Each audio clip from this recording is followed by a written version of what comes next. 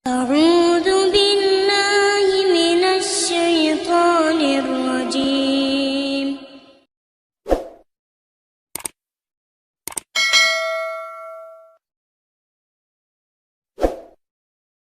Saudara yang dimuliakan Allah Subhanahu wa taala, ini bagian pertama yang ingin saya jelaskan, bahwa maulid ini adalah dianjurkan, dibolehkan oleh para ulama Ahlus Sunnah wal Jamaah. Jadi jangan dalam hati kita, kenapa Bapak pergi maulid? Saya sebenarnya dalam hati saya berontak ingin datang maulid ini sebenarnya Ustaz. Saya sebenarnya ragu tentang maulid ini. Terus kenapa datang? Daripada nanti jenazah saya nggak dimandikan. Jadi dia punya kepribadian ganda. Makanya harus yakin bahwa maulid yang kita laksanakan ini adalah benar. Kalau tidak kita goyang-goyang, ragu-ragu. Ada pula orang mengatakan maulid ini bid'ah. Kalau maulid itu bid'ah, berarti yang datang itu masuk neraka. Yang ngundang masuk neraka. Yang paling panas nerakanya yang ceramah. Karena dia membawa kepada bid'ah. Na'udzubillah. Kullu bid'atin dhalalah wa kullu dhalalatin finnar. Neraka jahanam tempatnya. Oleh sebab itu maka pahami ini dengan baik. Maulid adalah sarana untuk mengenalkan Nabi Muhammad sallallahu alaihi wasallam. Idza kana hadza kafiran jaa dhammuhu tabbat yadahu fil jahimi mukhlida ata annahu fi kulli yawmil itsnaini abada yukhaffaf anhu al-'adzabu masruran bi ahmada fakaifa billadhi tula umrihi bi ahmada masruran wa mata muwahhida. Kalau di tempat lain saya ceramah, saya baca dulu, saya terjemahkan, baru jamaahnya mengangguk. Di sini belum saya terjemahkan sudah ngangguk. Hebatnya luar biasa. Idza kana hadza kafiran jaa dhammuhu. Kalau si kafir Abu Lahab yang sudah jelas dicela Allah Ta'ala, tabbat yadahu fil jahimi mukhlida, kekal selama-lamanya dia dalam api neraka. Ata annahu fi kulli yaumil itsnaini abada. Menurut riwayat dia diringankan azabnya setiap hari Senin. Yakhaffaf anhul azabu masruran bi ahmada. Diringankan azabnya karena senang menyambut kelahiran Nabi Muhammad sallallahu alaihi wasallam. Fa kaifa billadzi tula umrihi, bagaimana dengan orang yang sepanjang umurnya bi ahmada masruran wa mata muwahhida, senang menyambut kelahiran Nabi Muhammad dan mati dalam keadaan bertauhid. Jadi kalau ada orang rajin maulid, ikut maulid, baca maulid, dengar maulid, hadir maulid, tapi tidak sholat, itu nanti masuk neraka tapi ringan setiap hari Senin. Mau apa enggak? Banyak juga yang mau. Ini yang buat syair ini siapa? Al-Hafiz Al-Maqdisi. Al-Maqdisi. Al-Hafiz, kalau disebut kata Al-Hafiz, itu hafal hadis 3000 hadis. Bayangkan itu. Kemarin waktu tanggal 10 Muharram, bapak-bapak puasa enggak? Ustadz Somad emang puasa, saya puasa. Tapi kan nggak wajib Pak Ustadz. Memang tim ngasih tahu sama saya, Ustadz nggak usah puasa. Ustadz kan capek ceramah. Saya bilang memang nggak wajib, tapi yang ngajak kan saya. Jamaah harus puasa. Mari kita puasa Asyura. Ustadz puasa? Enggak. Saya puasa. Saya puasa. Kenapa kita puasa Asyura?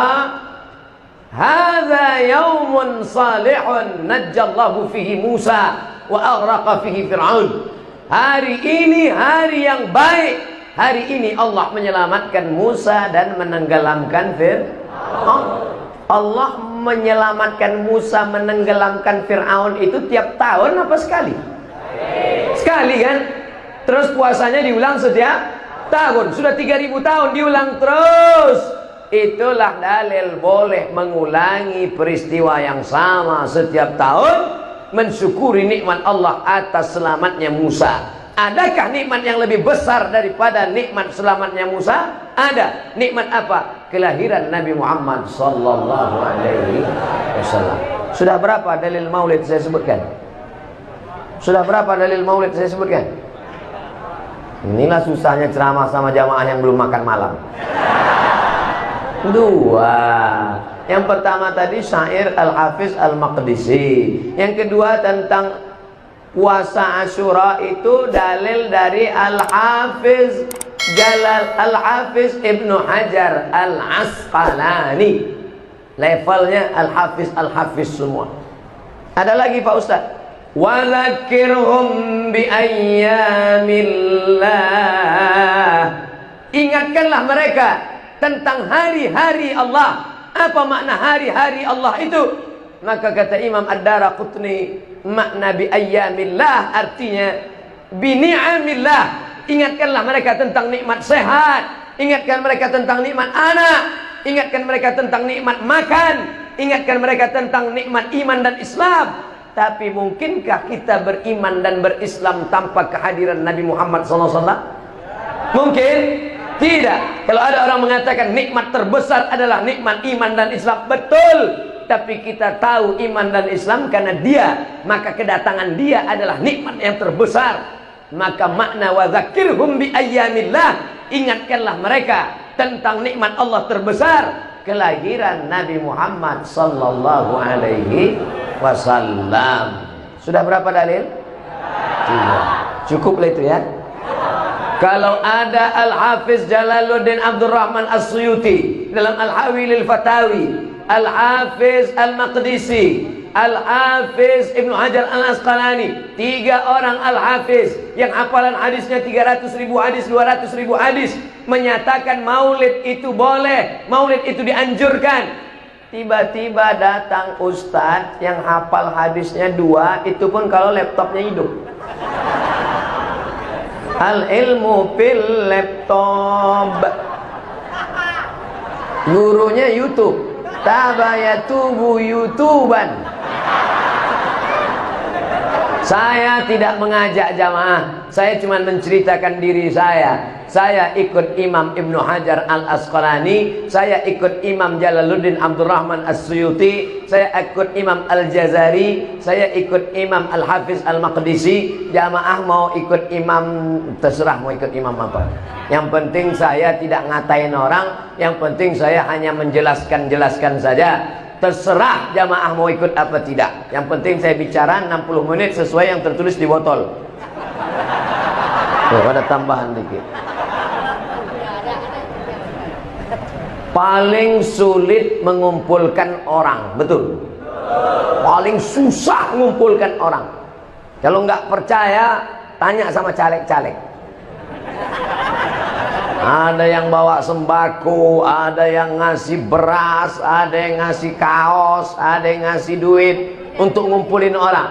Tapi maulid nggak perlu, cukup kasih tahu aja, jamaah besok ada maulid, maka orang ramai berdatangan. Maka maulid adalah salah satu sarana untuk mengumpulkan umat Muhammad sallallahu alaihi.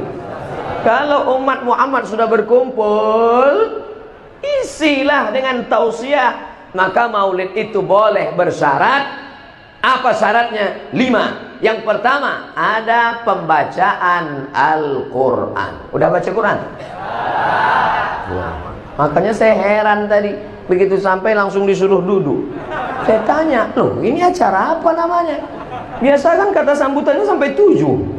RT, RW, Kades, Kadus, Kapolres, Kapolsek, Dandim, Bupati, Gubernur, Wali Kota. Udah jam 12 barulah. Berikut ini mari kita dengarkan tausiah yang akan disampaikan oleh Al-Mukarram Abdul Somad LCMA jam 12.30. Langsunglah naik Ustaz Somad. Bismika Allahumma. Tapi malam ini luar biasa. Tiba-tiba naik langsung tausiah. Langsung dikasih kursi. Orang capek-capek nyari kursi, saya ada kursi nggak mau diduduki. Nggak sopan. Ada tuan syekh, masyayikh kita, ada habib kita, masa saya duduk di atas? Nah, jadi kalau saudara-saudara di belakang berdiri sama posisi kita. Kalian berdiri, saya berdiri, dan kita sama-sama lambat datang. Masya Allah, tabarakallah. Mudah-mudahan pertemuan kita di acara maulid ini bertemu pula kita kepada sahibul maulid Nabi Muhammad SAW. Di mana itu suara ramai sekali? Di bawah? Di luar? Mereka itu di luar pakai tenda, pakai layar. Mana kamera yang pakai layar? Ini. Hai jamaah semua, apa kabar kalian di sana? Jangan kalian sangka kami di dalam ini enak adem ayam panas tahu.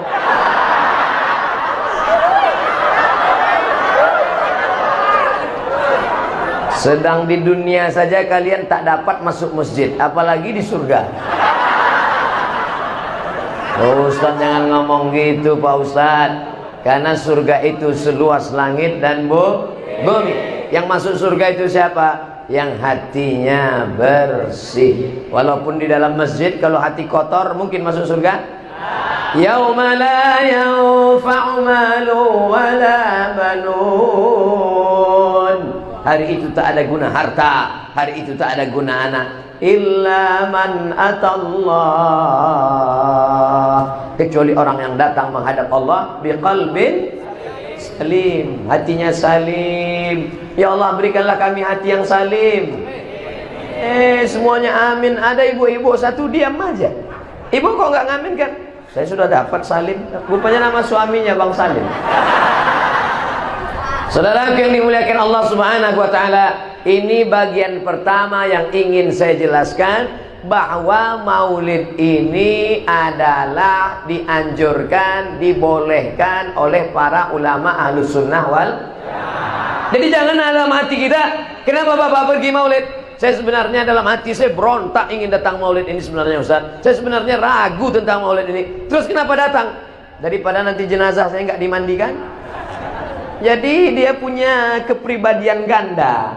Makanya harus yakin bahwa maulid yang kita laksanakan ini adalah benar. Kalau tidak kita goyang-goyang, ragu-ragu. Ada pula orang mengatakan maulid ini bid'ah. Kalau maulid itu bid'ah, berarti yang datang itu masuk neraka. Yang ngundang masuk neraka. Yang paling panas nerakanya yang ceramah. Karena dia membawa kepada bid'ah. Na'udzubillah. Kullu bid'atin dhalalah wa kullu dhalalatin finnar. Neraka jahanam tempatnya.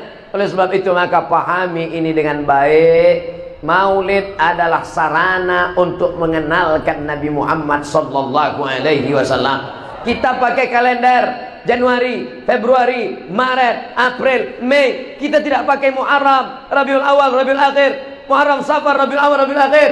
Maka dengan adanya maulid, anak-anak kita tahu, papa, itu mereka ngapain rame-rame? Maulid, brother. Maulid anakku. Maulid guys. Supaya apa? Supaya mengenalkan kepada umat, mengenalkan kepada anak-anak kita. Bahkan di Mesir itu, kalau hari bulan maulid, itu mereka bagi-bagi manisan. Halawah, halawah, halawah, halawah, halawah, halawah manisan. Ada manisan kacang, ada manisan tepung. Kita kadang terkejut, nggak ingat bulan maulid.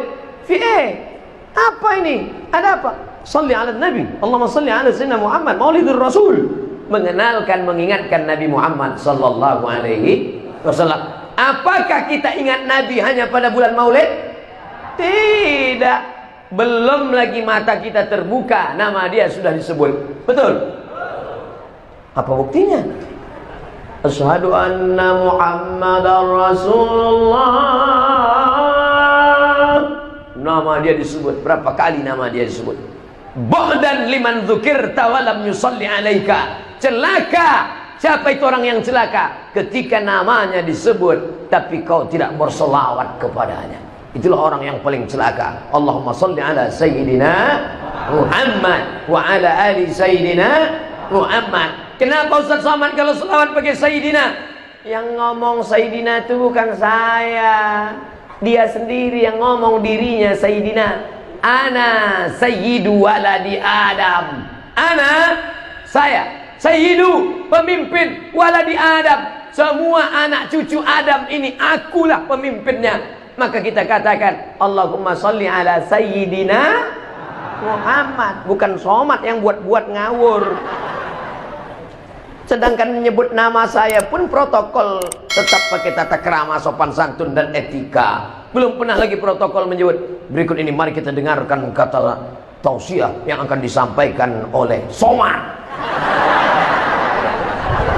Allahumma salli ala sayyidina wa maulana Muhammad. Allahumma salli wa sallim wa barik alaihi. Ini yang datang-datang malam ini adalah orang yang biasa mendengar solawat sejak dari dalam perut ibunya. Dari dalam perut. Emangnya bisa mendengar dalam perut? Siapa yang bilang? Inna khalaqanal insan, kami ciptakan manusia min nutfatin amsyajin, dari sperma yang bercampur dengan sel ovum, sel telur. Nabtalihi, kami uji. Faja'alnahu, kami jadikan dia sami'an basira. Ketika saya jelaskan ayat ini, datanglah secari kertas dari ibu-ibu perempuan. Saya udah berdebar aja jantung saya. Repot itu. Saya sangka surat kritik supaya hentikan ceramahnya. Ini sudah menyinggung perasaan seseorang. Ternyata ada tertulis di kertas, yang Ustadz sampaikan itu benar menurut saya, seorang dokter SPOG, spesialis objin. Tahu spesialis objin? Bahwa janin di dalam perut itu ternyata bisa mendengar. Makanya apa yang didengar oleh janin ketika ibunya bersolawat sambil masak nasi goreng pagi? Sallallahu ala Muhammad, sallallahu alaihi wasallam, sallallahu ala Muhammad, sallallahu alaihi wasallam. Ya Nabi salam alaika, ya Rasul salam alaika, ya Habibi salam alaika, salawatullah alaika. Tadi waktu saya masih di bawah, sayup-sayup suara masuk ke jendela, masuk ke telinga, masuk ke tangkai jantung, masuk ke dalam otak. Qamarun,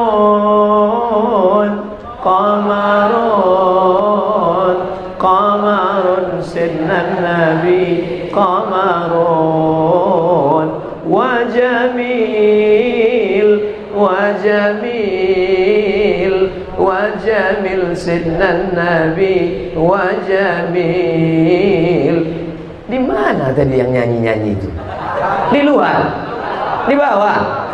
Saya sangka di sini. Masya Allah, tabarakallah. Makanya kalau anak-anak muda yang suaranya bagus, kalian bersyair-syair, katanya Pak Ustadz melantunkan lagu-lagu itu hukumnya haram. Loh, kok haram? Kira-kira melantunkan Imam Masjidil Haram baca Fatihah itu pakai lagu atau enggak? Pakai irama atau enggak? Pakai irama. Alhamdulillahirabbil alamin, Ar-Rahmanir Rahim. Mohon maaf, kasetnya agak rusak. Itu pakai irama. Bayangkan kalau baca Fatihah nggak pakai irama. Alhamdulillahirabbil alamin. Mana pakai irama?